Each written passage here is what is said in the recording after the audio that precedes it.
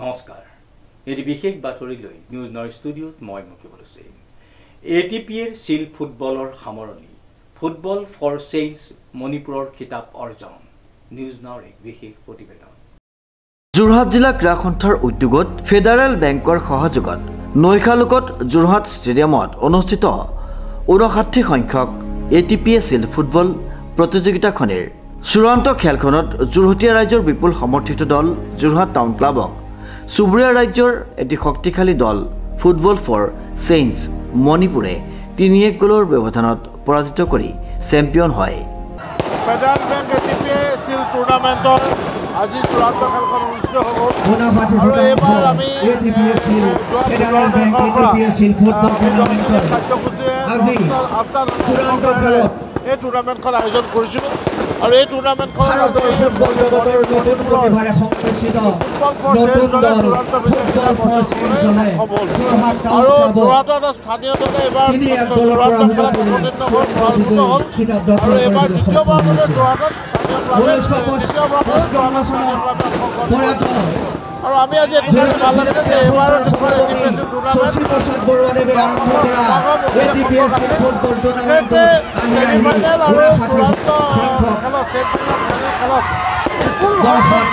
সমাৱেশ ইয়াত দেখিবলৈ পোৱা গৈছিল কিন্তু আজি বহু বছৰ ধৰি আছিল আৰু তাৰমানে আমাৰ বিশেষকৈ উজনি অসমৰ এই অঞ্চলটোত ফুটবলৰ প্ৰতি ৰাইজৰ নতুন প্ৰজন্ম কিছু সমাজৰ বাঢ়িছে তাত আমি অভিভূত হৈছোঁ আমি ফুটবলৰ সংগঠক হিচাপে আৰু ভাল লাগিছে এইটো কাৰণে যে 1975 লগতে যোৱা বছৰৰ পৰা আমাৰ এক নতুন মঞ্চৰ আবিৰ্ভাৱ ঘটিছে এখন ফেডাৰেল বেংক আমাৰ স্পন্সৰ আৰু লগতে স্থানীয় দৰ্শক বা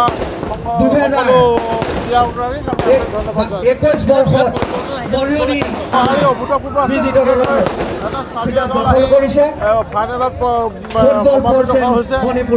যোৱা বছৰ আগৰ বছৰো এবছৰ আগত আমাৰ স্থানীয় এটা দলে খেলিছিলে এইবাৰ স্থানীয় দল লগতে আমি যিটো মণিপুৰৰ দলে এইবাৰ অংশগ্ৰহণ কৰিলে তেওঁলোক আচলতে আণ্ডাৰ-17 আই লিগত অংশগ্ৰহণকাৰী এটা দল আৰু তেওঁলোকৰ বহু সমৰ্থকৰ এটা বেছ আমি দেখিছোঁ তেওঁলোকৰ বহু সমৰ্থকো আহি ছাপোৰ্টাৰ আহি ইয়াত আহিছে আৰু গতিকে ইয়াৰ দ্বাৰা যে আমি দেখিছোঁ যে আমাৰ এটা অঞ্চলত বিশেষকৈ উজনি অসমৰ পৰা আমাৰ মধ্য অসমলৈকে বা চুবুৰীয়া নাগালেণ্ড মণিপুৰত ফুটবলৰ যে এটা পৰিৱেশ আকৌ আহিছে সেই কথাটো প্ৰতীয়মান হৈছে।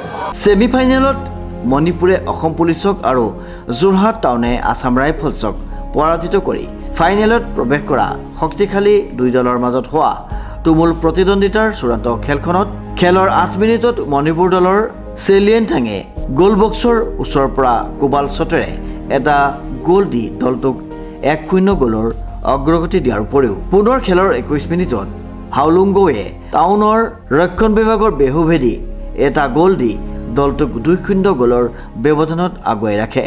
প্ৰথমাৰ্ধত 2-0 গোলত পিছ পৰি থকা টাউন ক্লাবে দ্বিতীয়াৰ্ধত ৰণকৌশল সলনি কৰি খেলৰ আৰম্ভ কৰে আৰু টাউনৰ অভিজ্ঞ খেলুৱৈ কেলভিনে খেলৰ 73 মিনিটত গোল বক্সৰ সন্মুখৰ পৰা মণিপুৰৰ বেহুভেদি তীব্ৰ শ্বটেৰে এটা গোল দি 2-1 গোলৰ হ্ৰাস কৰে।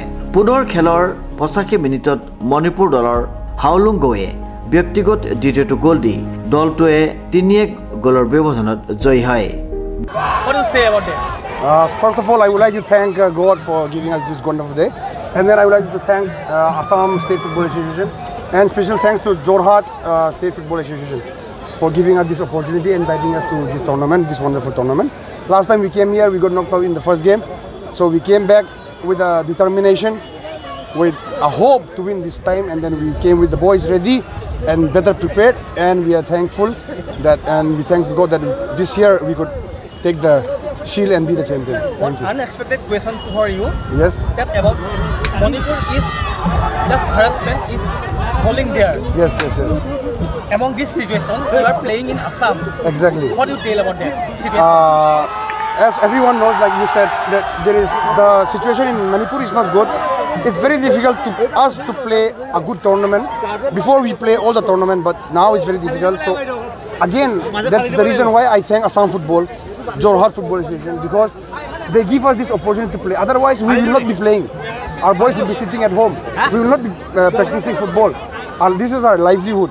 You give us our livelihood. You give us the platform to play. We are happy. Thank you. In previous days, we see many players from Manipur playing in Jorhat Town Club, Borveta Sports Club.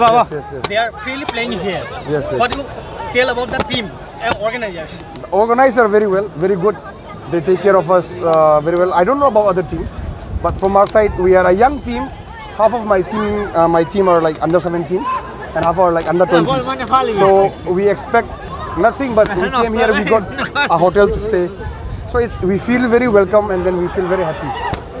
Thank you. Champion দল football for change মণিপুৰক চলন্তশীল সহ 1 লাখ টকাৰ check প্ৰদান আৰু runner up দল Jorhat town ক্লাবক trophy সহ 50,000 টকাৰ check প্ৰদান কৰে চূড়ান্ত খেলৰ শ্ৰেষ্ঠ খেলুৱৈ সন্মান লাভ কৰে ফুটবল ফৰ চেঞ্জৰ মণিপুৰ দলৰ হাউলুং গৈ আনহাতে প্ৰতিযোগিতাখনৰ শ্ৰেষ্ঠ খেলুৱৈ সন্মান লগতে সৰ্বোচ্চ গোলদাতা সন্মান লাভ কৰে ফুটবল ফৰ চেঞ্জ মণিপুৰ দলৰ চেলিয়েং নাথে এইবাৰৰ প্ৰতিযোগিতাখনিত ফেয়াৰ প্লে সন্মান লাভ কৰে নাগালেণ্ড পুলিচ দলে চূড়ান্ত খেলখনৰ পৰিচালনা কৰে হুমন্ত দত্তই শ্ৰীমন্ত মাধৱ বৰুৱাৰ ৰিপৰ্ট নিউজ নাও